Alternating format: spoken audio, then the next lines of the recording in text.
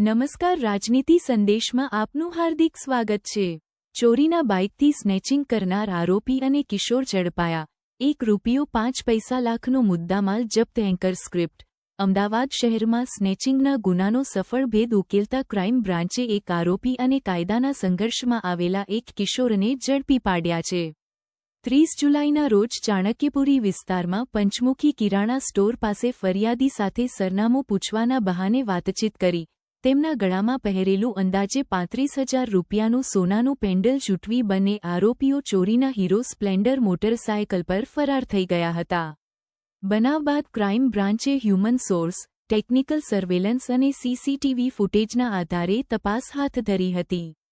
તપાસ દરમિયાન મુખ્ય આરોપી 22 વર્ષીય રજજન કમલેશ નાઈ અને તેની સાથેના કાયદાના સંઘર્ષમાં આવેલા કિશોરને ગોળ લીમડા 4 રસ્તા નજીકથી ઝડપી પાડવામાં આવ્યા। પોલીસે આરોપીઓ પાસેથી ₹35,000નું સોનાનું પેન્ડલ અને અંદાજે ₹70,000 કિંમતનું ચોરીનું હીરો સ્પ્લેન્ડર મોટરસાયકલ મળી કુલ ₹5 લાખનો મુદ્દામાલ કબજે કર્યો છે। આરોપી સામે અગાઉ પણ લૂંટનો ગુનો નોંધાયેલ હોવાનું પોલીસ તપાસમાં સામે આવ્યું છે। હાલ આરોપીને વધુ કાયદેસરની કાર્યવાહી માટે સોલા હાઈકોર્ટ પોલીસ સ્ટેશનને સોંપવાની કાર્યવાહી હાથ ધરવામાં આવી છે।